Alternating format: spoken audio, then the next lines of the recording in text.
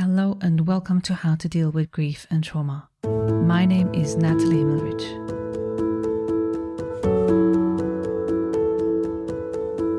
How to Deal with Grief and Trauma is completely self-funded, produced and edited by me, Nathalie Himmelrich. Consider making a small donation to support the podcast.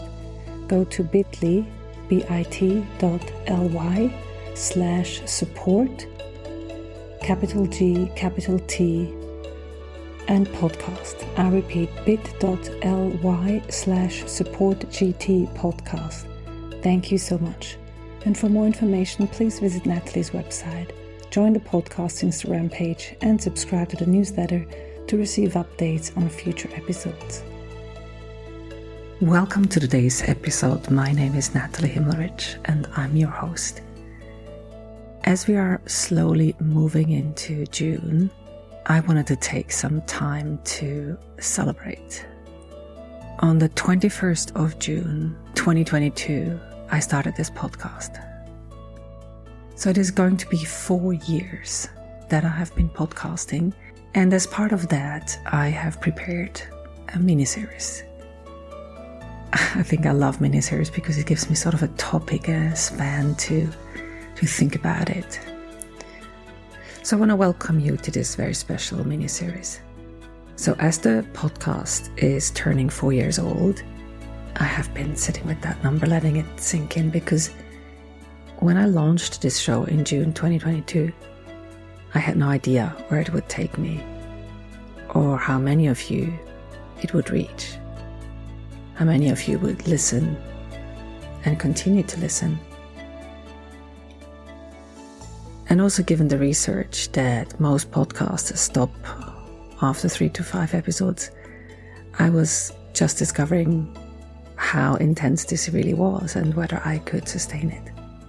So to mark this anniversary, I have pulled together the 10 most listened to episodes in the podcast history. And I'm doing something that I have never done before. I'm going to go back into each one, reintroducing the guest to you, summarizing what we talked about, and reflecting on why I think that conversation resonated the way it did. I would love to hear what you think, why it might resonate. So we're going to count down from 10 to 1. Let's start. We are coming into the top 3. And I want to say something before I introduce this episode. This conversation is one of the most meaningful I have had in 4 years of doing this work. Not just because of who Deb Dana is, though that is significant, but because of what she brought to this conversation that she has never brought publicly before in this way. Episode 85 is my conversation with Deb Dana on loss through the lens of Polyvagal Theory.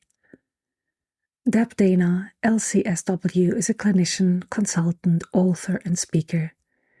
She's one of the world's foremost translators of Polyvagal Theory, the framework developed by Dr. Stephen Porges that explains how the autonomic nervous system shapes our experience of safety, connection, and threat.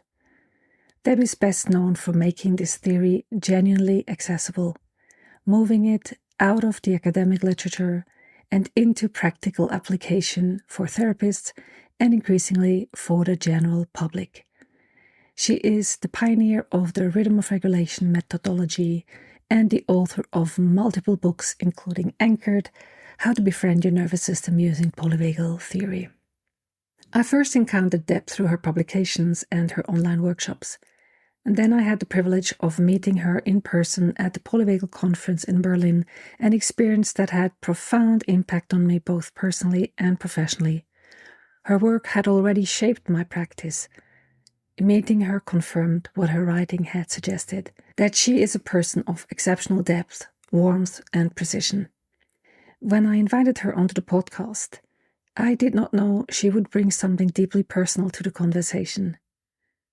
In our episode, Deb spoke about her own grief, the recent death of her husband Bob, and what it was like to navigate that loss through the framework she had spent years teaching to others.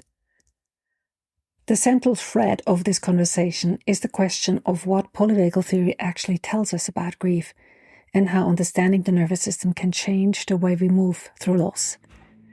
Deb explains that grief, from a polyvagal perspective, is not a psychological state that the mind works through. It's a physiological experience that the nervous system lives. The autonomic nervous system is constantly scanning for safety and connection. So when we lose someone central to our lives, the nervous system loses one of its primary anchors, a co-regulator, a source of felt safety. Grief in this frame is the nervous system's response to that loss of connection. Understanding this changes the question from why can't I hold myself together to what does my nervous system need right now? Deb walked us through how she applied this understanding to her own grief after Bob died. And she talked about learning to trust her nervous system, not to fight it, not to push through it, but to follow its signals and offer it what it was asking for: safety, connection, small moments of regulation. She introduced the concept of glimmers, the micro moments of ventral vagal safety that the nervous system can recognize even inside grief. It's not happiness, not the absence of pain, but small, real moments of okayness that the system can use as anchors. We also talked about the difference between being pulled into grief and being overwhelmed by it, and how polyvagal awareness can help a person stay in relationship with their loss without being consumed by it. So for me, to have met Deb personally in Berlin at the conference before this recording had shifted me in my practice. And being immersed in polyvagal theory, which I'm now teaching as part of Deb Dana's team in Rhythm of Regulation, it really has so deepened my understanding of grief and trauma in what she said, but also in applying it with my clients. I mean, how Deb spoke about how the death of Bob affected her, and listening to her as the interviewer, and that concept of glimmers, how it has affected her in the grieving process, as I said, not to avoid the pain, but to offer like a point of reference, a perspective to the pain. This is really one of the most meaningful conversations that I have had. I think the episode belongs at number 3 for reasons that are both intellectual and deeply human. I mean, Deb Dana is one of the most respected voices in the somatic and nervous system world.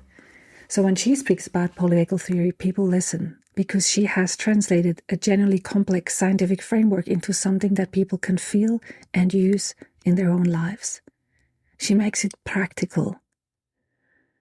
I think what makes this episode reach so many people was not the theory. It was Deb's willingness to show her grief in front of us. She did not come to this conversation as an expert explaining grief from the outside. She came as someone who was in it. And that way, she held both. The knowledge and the experience, the framework and the feeling is something I've rarely witnessed in a conversation I've had on this show. So if you're someone who has found that talking about grief is not enough, that the words don't quite reach the place where the pain lives, this episode is for you. Go back and listen to episode 85 in full. Deb's words will meet you in the body, in your body, and not just in your mind. Which one was your favorite episode? I would love to hear from you. In the show notes, there's a button that says send a text. I'll read every one of your messages. Take care. Until next time. Thanks for listening to How to Deal with Grief and Trauma. If you'd like to be updated on future episodes, please subscribe to my newsletter on nathaliehimmelrich.com. If you need grief support, please contact me for a 30 minutes free discovery session. How to Deal with Grief and Trauma is produced and edited by me, Nathalie Himmelrich. To support this podcast, please rate, review, and subscribe to or follow the podcast on Apple, Spotify, or wherever you get your podcasts. Thank you. and remember to keep breathing.